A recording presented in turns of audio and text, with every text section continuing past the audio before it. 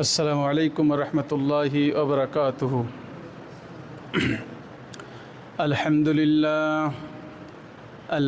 لله نحمده ونستعينه ونستغفره ونعوذ بالله من شرور أنفسنا ومن سيئات أعمالنا.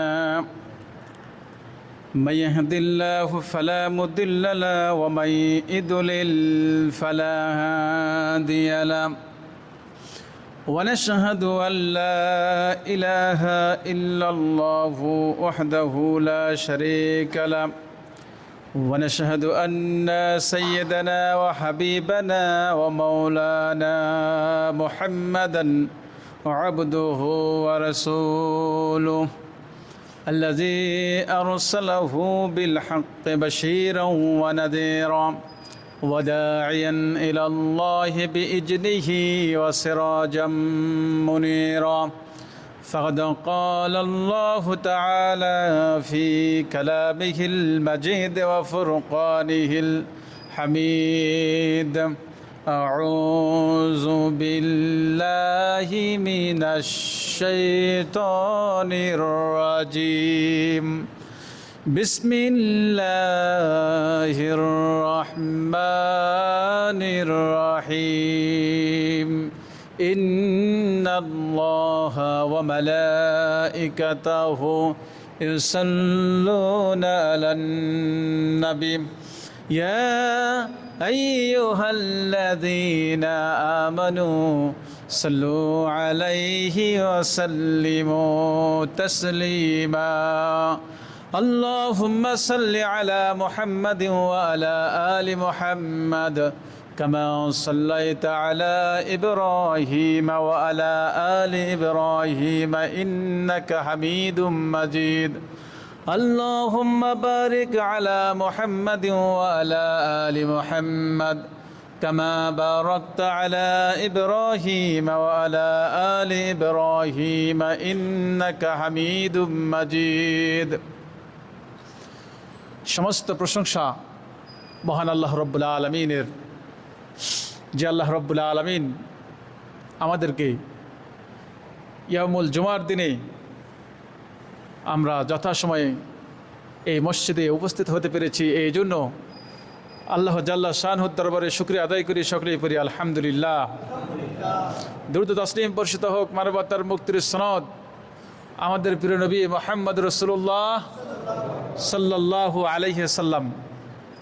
সম্মানিত উপস্থিতি, আজকের আলোচনা আমরা শুনব কোরআনুল কারীমের 94তম সূরা, সূরা আল ইনশিরাহ।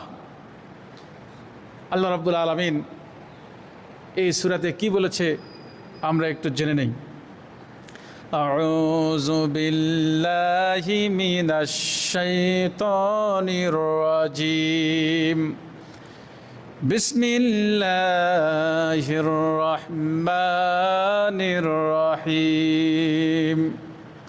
আলাম নাশরাহ লাকা সাদরাক ওয়া ওয়াদা'না আনকা ওয়িজরাক আল্লাযী আনকাযা যাহরাক ওয়া রাফা'না লাকা যিকরাক ফাইন্না মা'আল উসরি ইসরা ইন্না মা'আল উসরি ইসরা ফাইযা ফারাগতা ফানসাব ওয়া ইলা রাব্বিকা ফারগাব। আল্লাহ রাব্বুল আলামিন সূরা আল ইনশিরার মধ্যে একটি মেসেজ দিলেন। প্রথম যেই মেসেজটি দিলেন প্রথম আয়াতের মধ্যে, সেটি হলো আলাম নাশরাহ লাকা সাদরাক। আল্লাহ তাআলা বললেন, হে মুহাম্মদ সাল্লাল্লাহু আলাইহি সাল্লাম, আমি কি আপনার বা তোমার জ্ঞান ধারণের জন্য তোমার বক্ষকে আমি কি প্রশস্ত করে দেই নাই, ওপেন করে দেই নাই? এক নম্বর আয়াতে আল্লাহ তাআলা বললেন। দ্বিতীয় নম্বর আয়াতে আল্লাহ তাআলা বললেন, ওয়াদা'না আনকা যিকরাক ওয়া ইজরাক, হ্যাঁ আমি তোমার উপর তোমার বোঝা আমি নামিয়ে দিয়েছি। আল্লাহ রাব্বুল আলামিন বললেন। এরপর আল্লাহ তাআলা বললেন আল্লাযী আনকাযা যহরাক, আল্লাহ তাআলা বললেন এমন এক বোঝা যা তোমার পিঠে নুয়ে দিচ্ছিল। এরপরে আল্লাহ রাব্বুল আলামিন কোরআনুল কারিমে জানায় দিলেন, ওয়া রাফা'না লাকা যিকরাক, আমি তোমার এই স্মরণকে, আমি তোমাকে এই পৃথিবীর বুকে সবচাইতে উচ্চ আসনে আমি আল্লাহ রাব্বুল আলামিন প্রতিষ্ঠিত করেছি। এরপর আল্লাহ রাব্বুল আলামিন বললেন, ফাইন্না মা'আল উসরি ইসরা, অতঃপর কষ্টের পর অবশ্যই আমি তোমাদেরকে আরাম করে দিয়েছি। সম্মানিত উপস্থিতি, আল্লাহ রাব্বুল আলামিন পবিত্র কোরআনুল কারিমের মধ্যে 94তম সূরা আল ইনশিরার মধ্যে যে বিষয়বস্তুটি তুলে ধরলেন, সবচাইতে গুরুত্বপূর্ণ যে বিষয়বস্তু সেটি হলো আলাম নাশরাহ লাকা সাদরাক। আল্লাহ ডিক্লেয়ার দিলেন, have you not opened your breast for you O Muhammad সাল্লাল্লাহু আলাইহি সাল্লাম, হে মুহাম্মদ, আমি কি তোমার বক্ষকে প্রশস্ত করে দেই নাই? আমি তোমার বক্ষকে উন্মুক্ত করে দেই নাই? রব্বুল আলামিন পরিষ্কার করে বলে দিলেন, শারাহা ইয়াশরাহু শারহান, অর্থাৎ উন্মুক্ত করা, ব্যাখ্যা করা। আলাম নাশরাহ, আমি কি তোমাকে দেই নাই? কাদ শারহান, আমি অবশ্যই আল্লাহ রব্বুল আলামিন আমি তোমাকে উন্মুক্ত করে দিয়েছি, প্রশস্ত করে দিয়েছি। তাহলে বোঝা গেল এই পৃথিবীর মধ্যে সবচাইতে বড় হৃদয়বান, ময়াবান, দয়াবান, বড় কলিজার ব্যক্তি ছিল আমাদের প্রিয় নবী মুহাম্মদ রাসূলুল্লাহ সাল্লাল্লাহু আলাইহি সাল্লাম। এত বড় হৃদয়ের ব্যক্তি এই পৃথিবীতে আল্লাহ রাব্বুল আলামিন কাউকেই দেননি, যেটা আমাদের প্রিয় নবী মুহাম্মদ সাল্লাল্লাহু আলাইহি সাল্লামকে দিয়েছে। সম্মানিত উপস্থিতি, এই সূরার আলোচনার পূর্বে আমি আপনাদের মাঝে যে বিষয়টি আমি বলতে চাই সেটি হলো, দেখুন, পৃথিবীর মধ্যে সবচাইতে উন্নত মানের হৃদয়, প্রশস্ত হৃদয় ছিল প্রিয় নবী মুহাম্মদ রাসূলুল্লাহ সাল্লাল্লাহু আলাইহি সাল্লাম। আজকে আমাদের দেশে আলেমদের মধ্যে এরকম হৃদয়বান আলেম হওয়ার দরকার আমাদের আছে না নাই? দরকার ছিল কি না? ছিল। কিন্তু আজকে ছোটোখাটো বিষয় নিয়ে আলেমদের মধ্যে এত কাদা সরাসরি, মূলে একটা তো নাই। যেখানে ইসলামকে উৎখাত করার জন্য গোটা পৃথিবীব্যাপী ষড়যন্ত্র করা হচ্ছে, সেখানে এক আলেম বলছে আল্লাহর ধন নবীকে দিয়া, আল্লাহ গেছে গায়েব হইয়া। এরকম আকীদা, এরকম বিশ্বাসকে আমাদের জায়েজ আছে? বলুন, নবীর ধন খাজাকে দিয়া, নবী গেছে গায়েব হইয়া, দরকার আছে? এরকম দরকার নাই। এই সামান্য বিষয়গুলিকে নিয়ে আলেমে যে কাদা সরাসরি শুরু হয়ে গেছে, আমি মনে করি এই কাদা সরাসরি আমাদেরকে এখান থেকে ত্যাগ করে আল্লাহ রাব্বুল আলামিন কোরআনুল কারিমে পরিষ্কার মেসেজ দিলেন, আলাম নাশরাহ লাকা সাদরাক, আমি তোমার বক্ষকে বড় করে দিয়েছি, প্রশস্ত করে দিয়েছি। সুতরাং একে অপরে ইদফা বিল্লাতি হিয়া আহসান, আমরা যদি কোরআনুল কারিম থেকে শিক্ষা নেই যে খারাপ ব্যবহারের ভালোর দ্বারা প্রতিহত করতে হবে, খারাপের দ্বারা খারাপ প্রতিহত করা জায়েজ নাই, হারাম। এই শিক্ষা যদি আজকের আলেম ওলামা যদি নিত, আজকের মুহাদ্দিসগণ যদি নিত, আজকের যারা তথাকথিত ইসলামিক বক্তারা যদি নিত, তাহলে আমাদের সমাজে আলেমদের মধ্যে এত কাদা সরাসরি হতো না। কথা বলেন ঠিক কিনা? সুতরাং আমরা নিজেরা আমাদের বুককে, আমাদের হৃদয়কে মানুষের মাঝে বিলিয়ে দেই, যেরকমভাবে বিশ্বনবী সাল্লাল্লাহু আলাইহি সাল্লাম তার নিজের জীবনটা, গোটা জীবনটাই ইসলামের জন্য বিলিয়ে দিয়েছিলেন, ঠিক কিনা? সুতরাং আমরাও ইসলামের জন্য আত্মত্যাগ করব। সম্মানিত উপস্থিতি, এই সূরা আল ইনশিরাহ বিশ্বনবী সাল্লাল্লাহু আলাইহি সাল্লামের উপরে যখন নাজেল হওয়ার সময় কয়েকটি জিনিস এখানে আল্লাহ তাআলা শিক্ষা দিয়েছেন। এক নম্বর, বিশ্বনবী সাল্লাল্লাহু আলাইহি সাল্লাম যখন ইসলামের দাওয়াত যখন দিতে যাওয়ার পরে যে ঘটনাটা ঘটবে, মানুষ তার শত্রু হবে, এই জন্য আল্লাহ তাআলা তাকে সান্ত্বনা দেওয়ার জন্য এই সূরাটি নাজিল করেছেন। সুবহানাল্লাহ। তার মানে বোঝা গেল যে কোরআনুল কারিমের হক কথা যখন কেউ বলবে, এই সমাজে যারা সুদখোর, এই সমাজে যারা পুঁজিবাদী, এই সমাজে যারা মজুদদার, এই সমস্ত ব্যক্তিগুলি ইসলামের বিরুদ্ধে রুখে দাঁড়াবে। কথা বলেন ঠিক কিনা? কিন্তু নবী সাল্লাল্লাহু আলাইহি সাল্লামকে আল্লাহ রাব্বুল আলামিন পরিষ্কার করে দিলেন যে তোমার বিরুদ্ধে যত ষড়যন্ত্র করবে তোমার মাথা তুমি তত ঠান্ডা করবে। সুবহানাল্লাহ। আল্লাহ তাআলা শিক্ষা দিয়েছেন। তাহলে এখান থেকে মেসেজ কি? এখান থেকে মেসেজ হলো, কেউ যদি আপনাকে থুতু দেয়, আপনি কি থুতু দেবেন? কি দিতে হবে? তাকে ভালোবাসা দিতে হবে। আর ভালোবাসা দিলেই সমাজ পরিবর্তন হয়ে যাবে, ঠিক কিনা? কিন্তু আজকে আমাদের সমাজ পরিবর্তনের যারা প্রচেষ্টা করে, আজকে যে কোনো সভা সিম্পোজিয়াম দেখুন, বিশেষ করে আমি বলবো এই যে নির্বাচনে যাচ্ছেন, আপনারা দেখতেছেন নির্বাচনের সমাবেশগুলোতে একে অপরের শুধু কাদা সরাসরি ছাড়া তার ভালো গুণ কেউ আলোচনা করে না, ঠিক কিনা বলুন? ঠিক কিনা? তারা সামাজিকভাবে they are our leader, they will lead our society. তাদেরকে আমরা নির্বাচিত করব, কিন্তু তারা আমাদেরকে সমাবেশে, তারা আমাদেরকে হচ্ছে বিভিন্ন সিম্পোজিয়ামে তারা আমাদেরকে একে অপরের কাদা সরাসরি ছাড়া অন্য কিছু আমাদেরকে শিক্ষা দেয় না। এটা কি সত্য কথা না অসত্য কথা?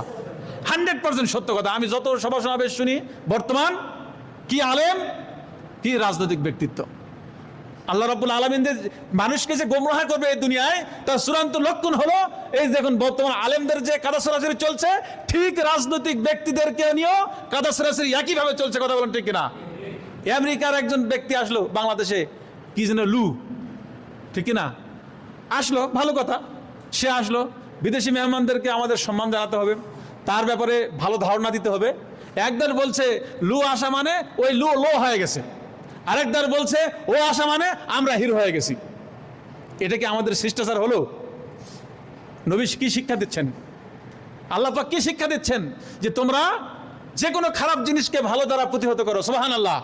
তোমার হৃদয়কে, তোমার কলজাকে, তোমার মনকে বড় করো। ঘোষণা কে দিয়েছেন? আল্লাহ দিয়েছেন। সুতরাং এই বিষয়গুলিকে আমাদেরকে মানতে হবে। তাহলে ইসলাম প্রতিষ্ঠা করতে গিয়া রসুলের ব্যাপারে ষড়যন্ত্র হবে। আল্লাহ বললেন যখন তোমার ষড়যন্ত্র হবে তুমি শান্ত হও। দ্বিতীয় নম্বর হচ্ছে, তোমার যখন লোভীয়তের নামের পূর্বে তোমার যে চাপ ছিল, মানসিক অবস্থা স্ট্রেস ছিল, আমি আল্লাহ রাব্বুল আলামিন সেটা কোরআন নাজিলের মাধ্যমে তোমার মানসিক চাপটাকে আমি কি করে দিয়েছি? ভেঙে দিয়েছি। মানসিক চাপটাকে আমি কমে দিয়েছি। তোমাকে আমি জান্নাতের সুসংবাদ দিয়েছি, জাহান্নামের তোমার ভয় দেখিয়েছি। কাকে বলছে? আল্লাহ তাআলা আমাদের প্রিয় নবী মুহাম্মদ সাল্লাল্লাহু আলাইহি সাল্লাম বলছে।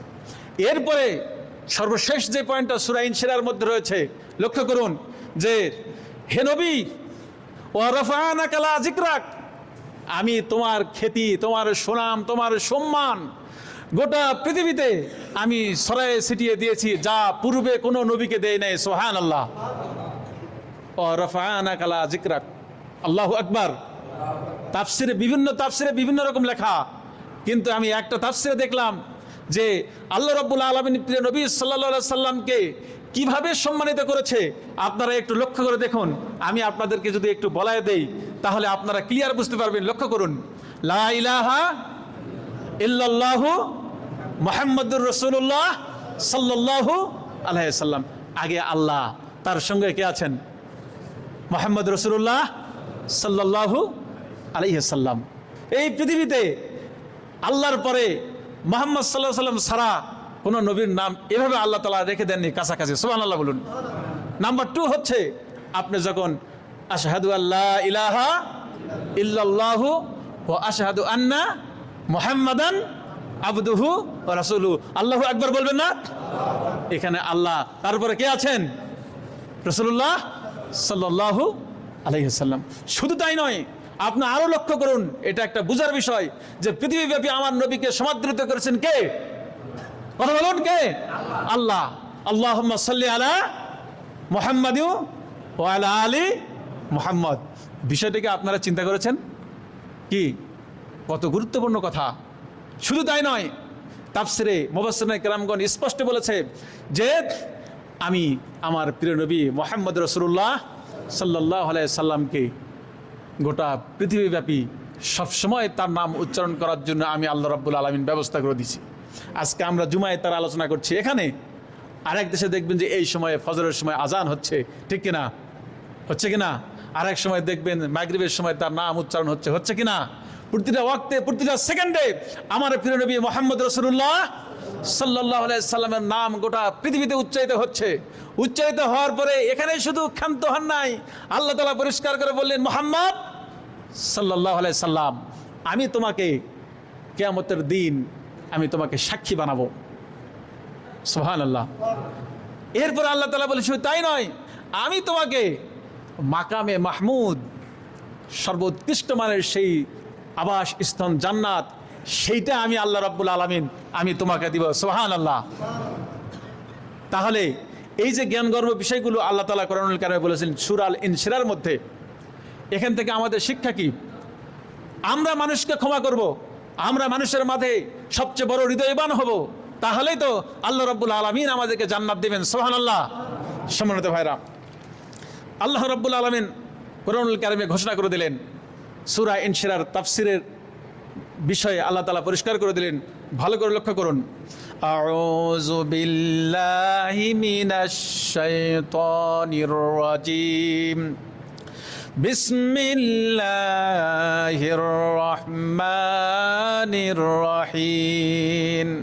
ফামান ইউরিদিল্লাহু আন ইয়াহদিয়াহু ইয়াশরাহ সাদরাহু লিল ইসলাম। আল্লাহু আকবার।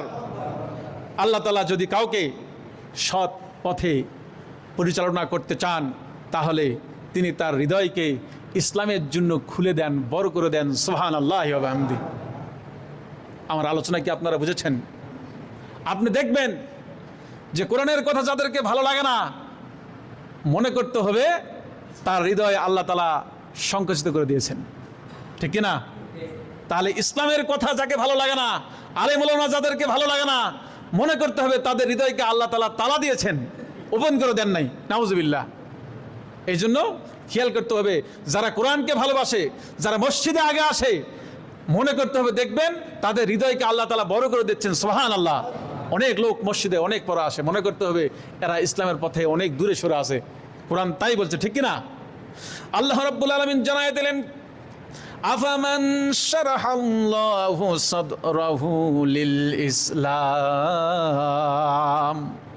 আল্লাহ তাআলা বললেন, যার অন্তরকে আল্লাহ তাআলা ইসলামের জন্য উন্মুক্ত করে দিয়েছেন, তারা কোরআনুল কারীমের পরবর্তী আয়াতে রয়েছে তারা নূর পাবে।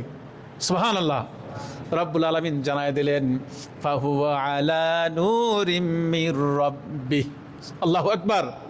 যে ব্যক্তি তার প্রতিপালকের উপর রয়েছে, তাকে আল্লাহ রাব্বুল আলামিন কোরআনুল কারীমের যে নূর, কোরআনুল কারীমের যে বিধান, তার ভিতরে অটোমেটিক্যালি আল্লাহ তাআলা সেট করে দিবেন। সুবহানাল্লাহ।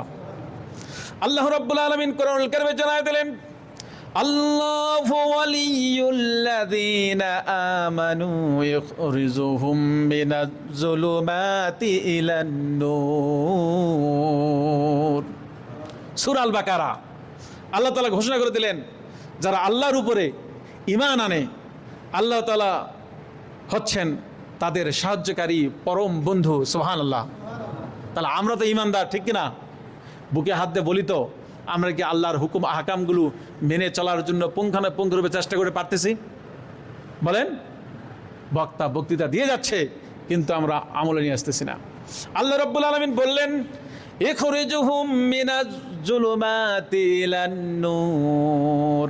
আল্লাহ তাআলা ওই সমস্ত ব্যক্তিগুলোকে জাহেলিয়াত থেকে, অন্ধকার থেকে দূরে সরে দিয়ে আল্লাহ রাব্বুল আলামিন ওই সমস্ত ব্যক্তিগুলোকে আল্লাহ রাব্বুল আলামিন কোরআনের আলোর দিকে তাদেরকে নিয়ে যাবে। সুবহানাল্লাহ। কোরআনের আলোর দিকে নিয়ে যাবে। তাহলে কোরআনের আলোর দিকে নিয়ে গেলে কোরআনের বৈশিষ্ট্য কি? কারো পিছু লাগা যাবে? গুতাগুতি করা যাবে? গীবত করা যাবে না? পরনিন্দা করা যাবে না? কিছু কিছু ব্যক্তি আছে, হুজুর কোন সূরা পড়তেছে একটু ভুল ধরার জন্য চেষ্টা করবো, দেখে আজকে হুজুর ঠেকাবই। আচ্ছা বলেন তো, এই নিয়ে যদি কোনো মুসল্লি আসে, ওই মুসল্লির নামাজ হবে? হ্যাঁ? মানুষ ভুলের ঊর্ধ্বে নাই এরকম কোনো ব্যক্তি আছে পৃথিবীতে? নবী ছাড়া। আজকে তাফসিরে স্পষ্ট উল্লেখ আমি দেখলাম, হাদিসে সহিহুল বুখারীর মধ্যে রয়েছে। এটা আপনাদেরকে বলেছি, আজকেও বলছি, যে সাহাবীরা রাসূলকে প্রশ্ন করলেন যে আপনি এত সেজদা, এত কোরআন, এত তেলাওয়াত আপনি কেন করছেন?